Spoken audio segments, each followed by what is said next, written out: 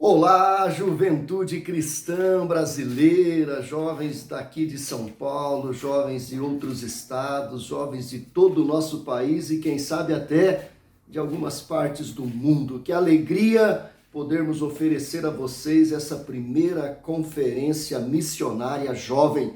Estamos aqui agora neste sábado, neste dia de workshops, e agora nós começamos os nossos workshops e é uma alegria oferecer a vocês cada uma das palestras, cada uma das mensagens que serão ministradas. Então acompanhe aí, nós vamos ter um momento agora de louvor e logo após a sua palestra, aproveite da melhor forma possível. É claro, mande este link, compartilhe com os seus amigos para que mais e mais pessoas possam participar deste momento incrível. Seja bem-vindo à nossa primeira conferência missionária Jovem 2021.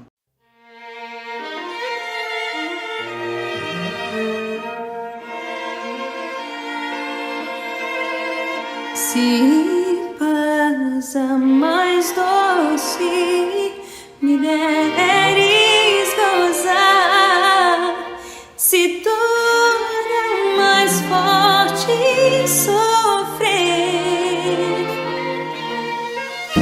ó seja o que for, tu me fazes saber que feliz com Jesus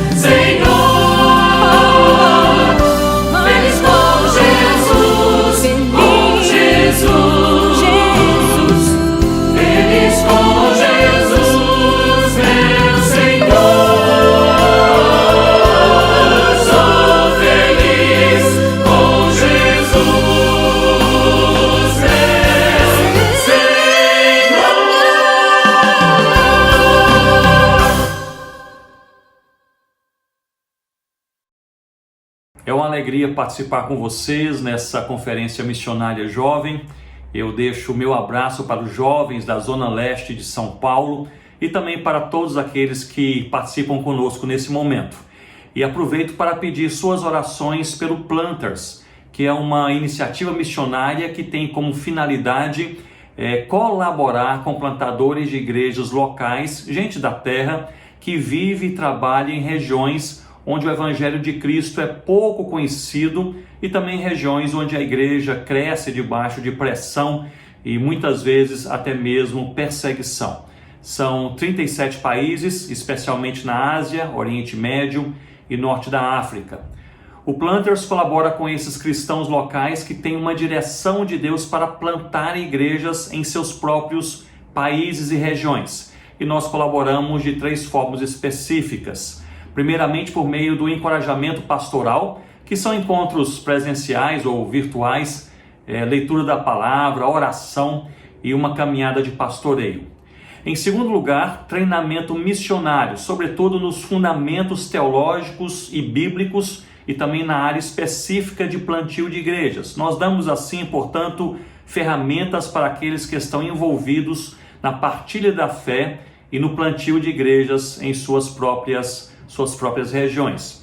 E, por fim, nós participamos com esses projetos por meio de uma parceria de plantio de igrejas, que envolve um apoio prático mais direto para que eles possam ampliar suas ações onde eles estão.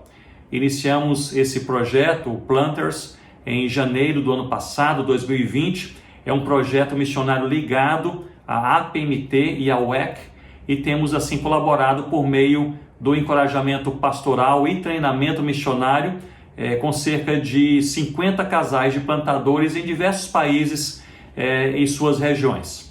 E de forma prática, por meio de parceria com seus projetos, um envolvimento, digamos assim, mais direto, mais rotineiro, estamos envolvidos com 5 casais na Ásia, 3 no Oriente Médio e 2 na América do Sul e 1 no Norte da África. Orem conosco, sobretudo, por discernimento do Senhor sobre como melhor colaborar com esses que têm dado a vida para que o Evangelho de Cristo chegue entre os que pouco ou nada ouviram da salvação do nosso Deus. Fico muito grato por suas orações pelo Planters. Muito bem, ao receber o tema proposto, revendo as prioridades do reino, uma cosmovisão, veio à minha mente a necessidade de revermos nossos fundamentos de fé, de vida e também de missão. Pense comigo que sermos igreja em meio à sociedade humana é ao mesmo tempo uma grande oportunidade e um grande desafio à fé cristã. O desafio da igreja é multifacetado e podemos simplificá-lo em 2 movimentos, um de influência e outro de cuidado, ou usando assim uma linguagem mais schaefferiana de intervenção e refúgio.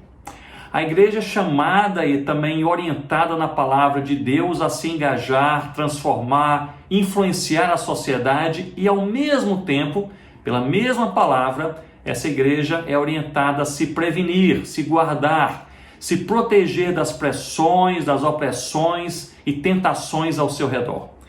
Esses 2 movimentos jamais podem ser dissociados, separados, nem podem acontecer em momentos diferentes. Eles precisam acontecer de maneira simultânea. Se a igreja proclama a sua fé, mas não aguarda, ela se torna um grupo religioso, não uma comunidade redimida pelo sangue do Cordeiro Jesus. Perde, portanto, a sua essência. E se a igreja guarda a sua fé, mas não a proclama, ela se torna infrutífera, se torna inútil, perde a sua missão. E é, portanto, muito importante lembrar que um dos efeitos mais alarmantes quando não proclamamos e não guardamos a nossa fé de forma simultânea ao mesmo tempo é a perda da capacidade de transmitir os valores de Cristo à nossa geração e também à próxima geração, incluindo nossos próprios filhos.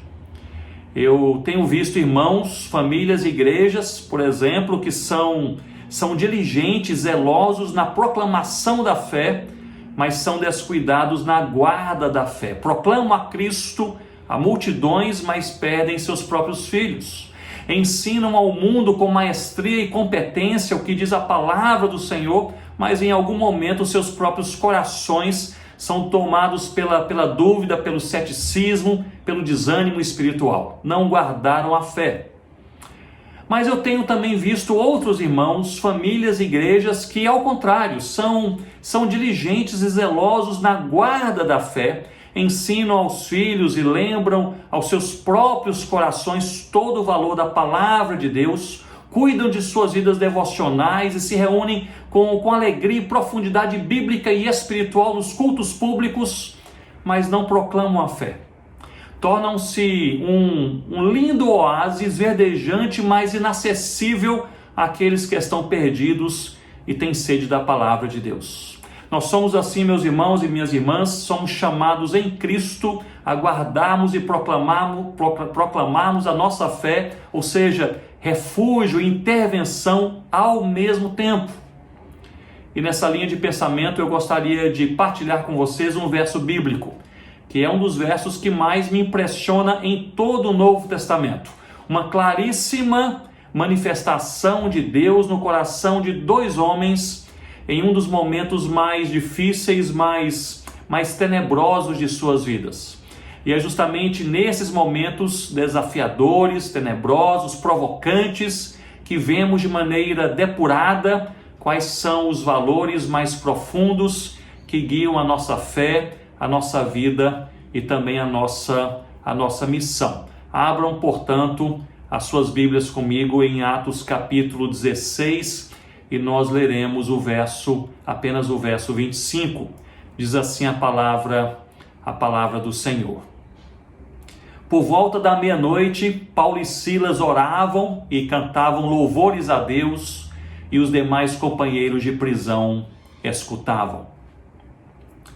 Lembrem-se comigo que o Evangelho sofre 4 impulsos registrados no livro de Atos, que espalham a mensagem do Cristo vivo por todo o mundo, conhecido da época no primeiro século. O primeiro podemos chamá-lo do impulso da espiritualidade, com foco em Atos capítulo 2 com Pentecoste. Mais de 3.000 pessoas se convertem ao Senhor Jesus e 14 nações foram ali diretamente alcançadas pelo poder do Evangelho de Cristo. E à medida que os convertidos voltavam para suas terras, para os seus países, muitas igrejas surgiam, provavelmente a própria igreja na cidade de Roma. Portanto, a descida permanente do Espírito Santo sobre a igreja durante o Pentecoste espalha o Evangelho do Senhor Jesus em boa parte do mundo conhecido da época. É o primeiro impulso, o impulso da espiritualidade, Atos capítulo 2. O segundo podemos chamá-lo do impulso do sofrimento, com destaque em Atos capítulo 8. A igreja é perseguida e sofre física, emocional e espiritualmente, como relatado nos 3 primeiros versos de Atos capítulo 8.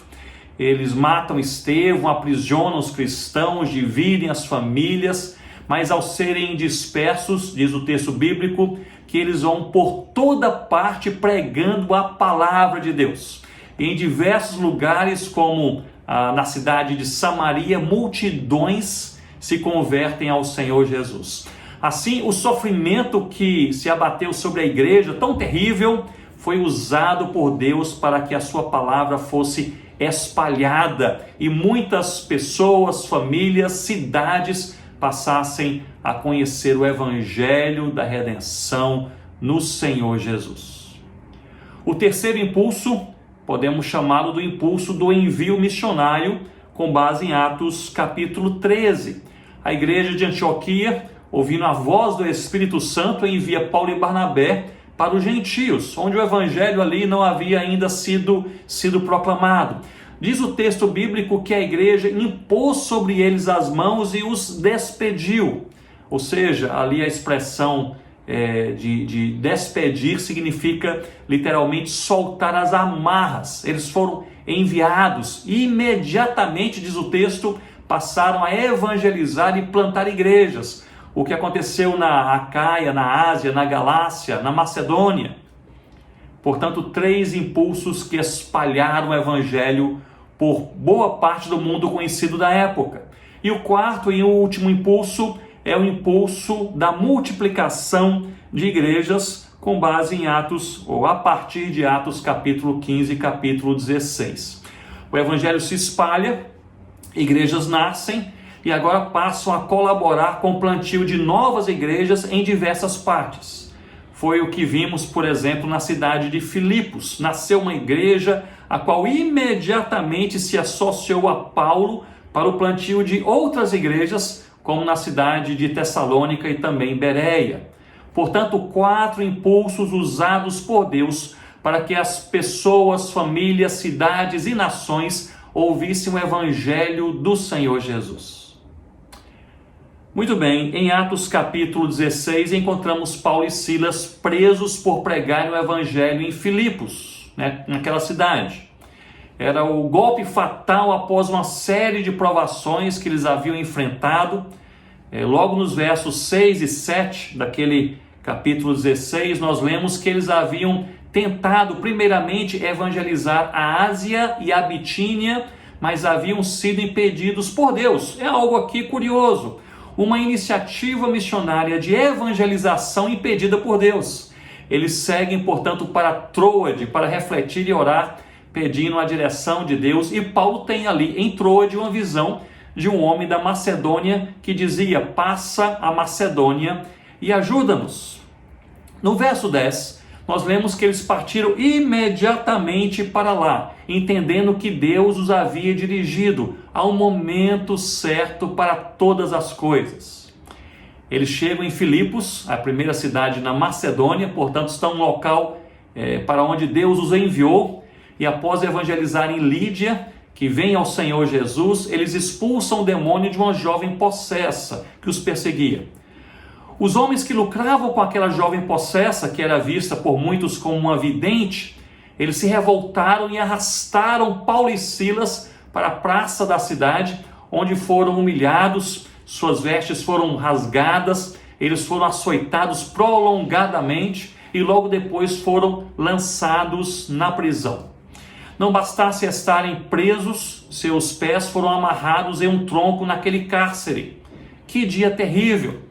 Humilhação, arrastados por uma multidão, roupas rasgadas em público, açoites, varadas durante um tempo prolongado, jogados na prisão, pés amarrados em um tronco no lugar mais escondido daquela masmorra. E é justamente nesse momento que surge o verso 25, que é o verso que nós lemos. Por volta da meia-noite, Paulo e Silas oravam e cantavam louvores a Deus, e os demais companheiros de prisão escutavam. Isso é fascinante. Somente fortalecidos por Deus poderiam fazer isso. Era meia-noite, eles oravam, adoravam e cumpriam a missão. Eu creio que nós vemos aqui de forma resumida o posicionamento desses homens em meio ao sofrimento. E 3 palavras aqui ganham vida: oração, adoração e missão. Primeiramente, oração. Por volta da meia-noite, ou seja, depois de um dia exaustivo, sufocante, em que tudo vai mal, além da imaginação, em lugar de conversarem entre eles para decidir os próximos passos, eles conversam com o Pai. Eles não gastaram tempo preparando a defesa, mas falando com o Senhor. Eles não se atreviam a planejar os próximos passos sem primeiramente depositarem perante Deus todas as suas preocupações. Eles não discutiam ou decidiam sobre projetos missionários sem um sincero diálogo com Deus em nome de Jesus. Meus irmãos, minhas irmãs, a oração é a mais profunda declaração de nossa dependência de Deus. Ao invés de gritar contra a pandemia, nós falamos com Deus. Ao invés de nos defendermos perante os acusadores, nós falamos com Deus. Em lugar de abraçar o desânimo em uma época difícil na nossa vida, nós falamos com Deus. Vocês podem verificar em Atos 16 que Paulo e Silas haviam tentado ir para a Ásia e a Bitínia, como eu já mencionei, mas Deus não permitiu. Eles não sabiam o que fazer, então voltaram para Troade, que era simplesmente um porto marítimo. E foi ali que tiveram direção de Deus.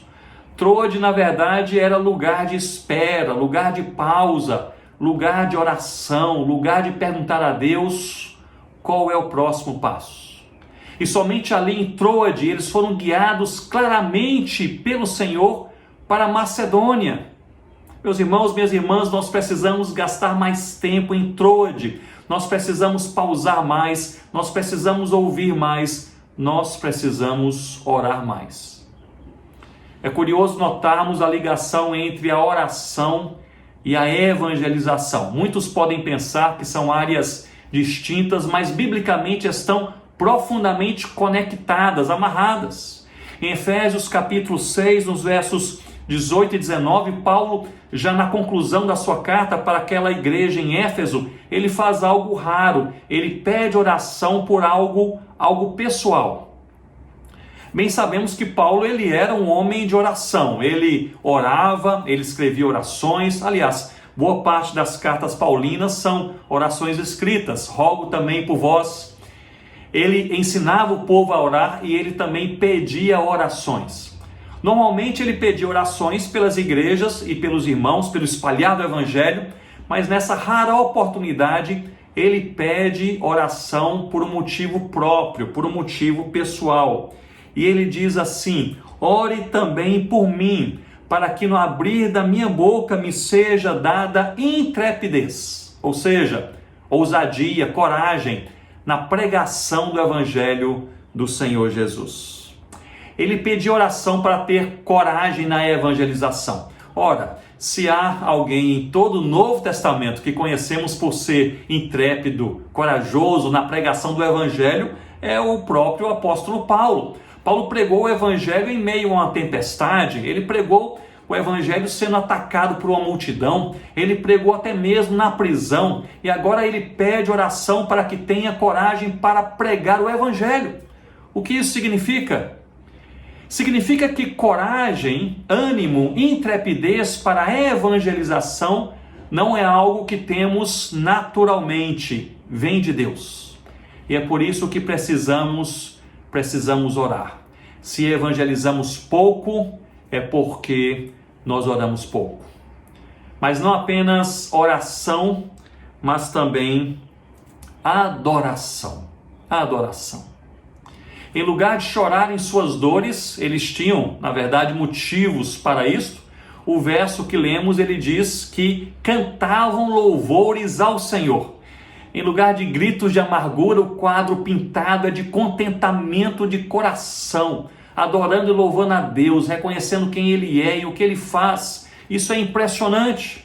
Eles não esperaram a crise passar para louvar a Deus. Eles não esperaram ser soltos para louvar a Deus. Eles não esperaram o terremoto que os livrou da prisão, uma ação sobrenatural de Deus, para louvarem a Deus. Na verdade, no pico da incerteza, do desconforto, eles elevaram suas vozes dizendo: nós não sabemos o que irá acontecer, se pudéssemos escolher nós não estaríamos aqui, mas nós sabemos que Deus é Deus, louvado seja o nome do Senhor Jesus. Nós vivemos dias incertos, e além das incertezas diárias da vida, nós experimentamos também uma pandemia que pressiona a sociedade, as cidades, as famílias, todos os dias. Famílias enlutadas, pessoas abaladas, enfermas, desempregadas. Talvez alguns se sintam como Paulo e Silas no fundo do cárcere, depois de terem apanhado e terem sido humilhados o dia todo. E se esse é o seu caso, por qualquer motivo, o momento é de encher o coração de fé e encher o coração de esperança, fazendo o que eles fizeram. Nós não sabemos o que nos espera. O sofrimento é real e prolongado. Se pudéssemos escolher, não estaríamos aqui, mas Deus é Deus, nossas vidas estão em suas mãos. Louvado seja o nome do Senhor Jesus, do Senhor Jesus. Um dos relatos mais trágicos do Antigo Testamento encontra-se nos primeiros capítulos do primeiro livro de Samuel. O povo de Deus foi atacado e depois ele foi também derrotado pelos filisteus, próximo a Ebenezer, que era um vilarejo de Efraim. E pasmem, foi algo terrível, pois mais de 30 mil pessoas foram mortas e a Arca da Aliança levada pelos inimigos, causando assim uma grande comoção em todo o povo de Deus. O sacerdote Eli, ao receber as notícias do fracasso na batalha e também da morte dos seus próprios filhos, além da perda da Arca da Aliança do Senhor, ele caiu e morreu. A sua nora, que estava grávida, sofreu dores de parto e deu à luz um filho e o chamou Icabô, que significa foi-se a glória de Israel. Está registrado em 1 Samuel, primeiro livro de Samuel, capítulo 4. Em meio a tudo isso, esse caos, veio a palavra de Deus a Samuel, que exortou o povo a se converter dos seus maus caminhos e rejeitar os outros deuses. Houve quebrantamento e o povo veio fortalecido agora por Deus a derrotar os inimigos de forma impressionante. Mas daí Samuel, ele ergue um memorial ao Senhor e o chama de Ebenezer, que significa pedra de ajuda. Ocorre que esse é o nome do vilarejo, Ebenezer, próximo ao qual o povo se encontrava quando foi atacado e derrotado, onde milhares morreram e foi perdida a Arca do Senhor. O profeta toma uma pedra como memorial e lhe dá esse nome, Ebenezer, e também um significado lindíssimo: até aqui nos ajudou o Senhor. Mas pensem comigo, não é curioso, ou até mesmo estranho, dar a um memorial de vitória o nome do local de derrota, o vilarejo Ebenezer? Eu imaginaria que o nome mais apropriado fosse Mispá, onde eles tiveram uma grande vitória, ou ainda Betcar, onde os últimos inimigos foram perseguidos e finalmente derrotados. Mas o nome do memorial foi Ebenezer, onde sofreram a primeira e terrível derrota. Eu creio que ao erigir o memorial, parece-me que Samuel, ele enxerga a mão de Deus não apenas na vitória, mas também na derrota. Não apenas no consolo, mas também na disciplina. Não somente quando Deus abraça, mas quando também Deus corrige. Meus irmãos e minhas irmãs, não é preciso esforço para louvar a Deus pela saúde, pela vida, pelo aumento do salário, pela promoção no emprego. Porém, a proposta cristã, dentro de uma cosmovisão cristã, aqui exposta na vida de Paulo e Silas em Atos 16, verso 25, vai muito além disso. A proposta é louvar a Deus todo o tempo, como cantava Davi. É louvar a Deus mesmo na prisão, como estavam ali Paulo e Silas. É louvar a Deus com o memorial Ebenezer, com ou sem sofrimento, com ou sem dores, dizendo: até aqui nos ajudou o Senhor. Até aqui nos ajudou o Senhor. Muitos de nós perderam amigos queridos, muitos estão enlutados, angustiados pelas coisas da vida, em sofrimento pelos embates da própria vida, dos relacionamentos, da família, talvez lidando com as coisas do coração que nem sabem descrever, sabem que experimentam sofrimento. O sofrimento é real. Se é esse o seu caso, eu gostaria de lhe convidar, na fé no Senhor Jesus, entendendo que Deus é Deus mesmo no meio do caos, a você abrir a sua boca e falar com todas as palavras, diariamente: até aqui me ajudou o Senhor. Louvor a Deus. Mas não somente oração, adoração, mas encontramos também nesse verso precioso a missão. Olhem para o nosso verso, uma vez mais. Paulo e Silas já haviam pregado o dia todo. Eles foram perseguidos por isso. Talvez fosse mais prudente, nessa altura, eles se calarem. Mas eles fazem justamente o contrário. Eles aproveitam a oportunidade em uma prisão onde muitos estão prontos para ouvir, em um horário de quietude. O texto diz: por volta da meia-noite, em que a maioria já começa a adormecer, e eles louvam a Deus, diz aqui, em voz alta, e o texto complementa, e os demais escutavam. Não haveria nenhuma novidade se os demais prisioneiros ouvissem murmúrio ou queixa naquela prisão, mas era impressionante ouvirem louvor a Deus, ainda mais pessoas que estavam presas, haviam sido açoitadas, haviam sido humilhadas, não sabiam o que os aguardava no dia seguinte. Era impressionante ouvir esse louvor a Deus. Missão é reconhecer que Deus está trabalhando mesmo em meio ao caos, ou quando nós não conseguimos enxergar. Missão é centralizar o Evangelho em tudo que somos e em tudo que fazemos. Missão não é simplesmente agregar algumas práticas na vida diária, é ter nossa cosmovisão, ou seja, nossa visão de mundo, a maneira como nós enxergamos o universo ao nosso redor e a maneira como nós nos enxergamos nesse universo, ter essa cosmovisão impregnada pelo valor do Evangelho de Jesus Cristo. E quando isso acontece, até em prisões é possível orar e cantar para que outros possam ouvir e serem desafiados e edificados. Eu li uma publicação estrangeira no ano passado, uma análise sobre a missão após a pandemia. O autor, ele menciona que os projetos missionários levariam anos para se recuperar e muitos seriam descontinuados, iriam parar. Quanto às igrejas, ele sugere que levariam anos tentando sobreviver para somente depois voltar a pensar em crescer. Ele prevê uma década de marasmo missionário, retorno precoce de obreiros, fechamento de igrejas e assim por diante. Do ponto de vista puramente analítico, faria sentido, mas eu creio que aquele autor se esqueceu que é especialidade de Deus promover o Evangelho e fortalecer o seu povo em meio às crises. Nas narrativas do Antigo e Novo Testamento, nós vemos sandálias que não se gastaram durante 40 anos, enquanto o povo de Deus enfrentava o deserto. Água saída de pedra, comida provida por pássaros, nuvem durante o dia, luz durante a noite. A missão não irá parar, ela será cumprida. A igreja não irá morrer, ela será fortalecida. Sim, talvez torne-se mais difícil o trabalho em diversos contextos, novas barreiras serão impostas, estão sendo impostas.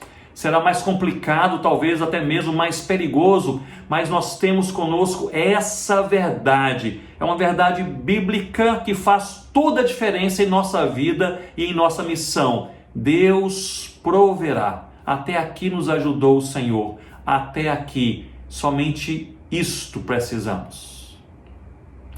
Oração, adoração e missão. Deve ser o nosso posicionamento em dias de paz e em dias também de crise. Orar a Deus, reconhecendo quem Ele é. Adorar a Deus em sua santidade, como ser único, criador, amoroso, aquele que enche o nosso coração de vida e significado e missão. O envolvimento com aquilo que Deus coloca em nossas vidas para sermos e também em nossas mãos para fazermos. A agenda de cada um de nós é uma agenda diferente. Por onde eu vou passar nesses próximos dias, você não vai passar. Por onde você passará, eu não chegarei nem perto. Os nossos relacionamentos, os nossos círculos de relacionamento e conhecimento pessoal são diferentes. Você tem amigos que eu não tenho, eu conheço pessoas que você não conhece. Você talvez conversará com uma pessoa na faculdade, na universidade, no trabalho, na rua, no táxi ou em outro local que o seu amigo não encontrará. Deus, Ele desenvolve um roteiro para a nossa vida e esse roteiro ele é cheio de oportunidades para nós orarmos, Deus é Deus, para nós adorarmos, estamos em boas mãos, e para nós servirmos, cumprindo a missão, com tudo que você é, com tudo que você tem e com tudo que você faz para a glória do próprio Deus. eu gostaria de concluir partilhando com vocês que talvez uns 2 anos atrás eu tive um encontro com irmãos e irmãs do Oriente Médio. Não vou citar detalhes por questões de segurança. Foram 3 encontros em 3 cidades, e no último encontro havia cerca de 120, 130 pessoas, e passamos a manhã e a tarde, parte da noite, estudando a palavra de Deus, pessoas com sede, com profundo interesse pela palavra do Senhor. À noite seria o encerramento de todos aqueles encontros. Eles pediram que eu falasse sobre a fidelidade a Deus em meio à perseguição, com base em Atos capítulo 8, o que eu fiz naquele momento. Ao fim daquela noite, porém, depois no final daquele culto, um dos líderes se levantou e convocou a todos para um momento de oração. E eu me lembro muito bem que ele fez 2 perguntas. Ele perguntou: quem aqui tem algum parente ou amigo chegado que está preso por causa da sua fé? E quase metade ali se manifestou levantando a sua mão. E a segunda pergunta: quem está sendo desprezado, até mesmo deixado de lado, excluído da sua família por causa da sua fé? E muitos outros se manifestaram. E ali então todos ficaram de pé e começaram a orar.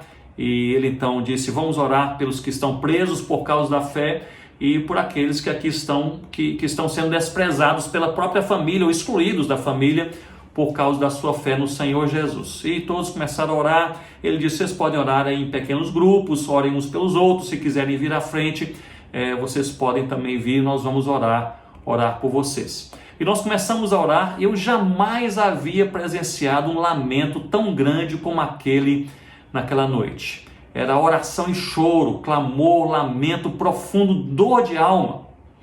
Algumas senhorinhas que estavam ali de pé ao meu lado direito, elas choravam tanto que elas tremiam, não conseguiam ficar de pé, sentaram no chão, orando ali umas pelas outras. Em um certo momento, um dos líderes, ele disse: se alguém quiser que nós possamos também orar por você mais especificamente, vem aqui à frente, nós estamos prontos. Eu estava ali ao seu lado também de pé, e um senhor veio em minha direção, mais ou menos 65 anos de idade, aquele senhor com o seu rosto banhado em lágrimas. Ele me abraçou, ele orava e ele tremia, ele chorava copiosamente, chorava e chorava, suas lágrimas banharam o meu ombro, ele soluçava, ele falava um pouco de inglês, e em meio à oração e choro, ele mencionou algumas frases. Em algum momento ele disse: eu perdi tudo, perdi minha família por causa da minha fé, eu fui expulso da minha casa, perdi tudo. Em certo momento ele disse: eu perdi meu emprego, eu tinha o meu próprio negócio, eu tinha dinheiro, hoje não tenho emprego, não tenho recurso financeiro, eu perdi tudo por causa da minha fé. E orava e chorava. Em certo momento ele disse: eu perdi o respeito dos amigos em minha cidade porque sou cristão, eles não me escutam mais, não me recebem mais. Em certo momento ele disse: eu perdi até mesmo a minha saúde porque precisando ir a um hospital, eu não sou atendido no hospital, pois me conhecem ali que eu sou cristão. E chorava e orava, mas em certo momento ele pausou, ele disse: mas eu ganhei o Senhor Jesus. E interessante que a oração mudou, e depois de alguns poucos minutos, uma pessoa lá atrás começou a entoar um cântico de louvor a Deus. Um dos líderes começou a traduzir para mim o significado daquele cântico, e era um lindo louvor a Deus que reconhecia que o sofrimento é real, que a crise chegou, mas que Deus está conosco. Deus está conosco. Ebenezer, até aqui nos ajudou o Senhor. E interessantíssimo, pois de repente aquele cenário mudou. As pessoas começaram a parar de chorar, de soluçar, de tremer, e começaram a cantar aquele lindo cântico que repetiram várias e várias vezes. E de repente aquele cenário de comoção, de angústia, de sofrimento se transformou num cenário de louvor, de adoração, de reconhecimento que Deus é Deus, Ele segura as nossas vidas, estamos em Suas mãos, podemos descansar no Senhor Jesus.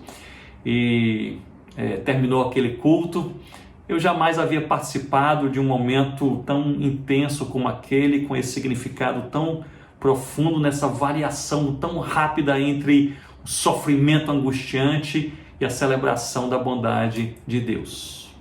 Muito bem, nos momentos mais difíceis de nossas vidas, nós somos fortalecidos por Deus para relembrarmos quais são as prioridades do reino. Que Cristo seja um motivo de fé, de vida e de missão em sua vida.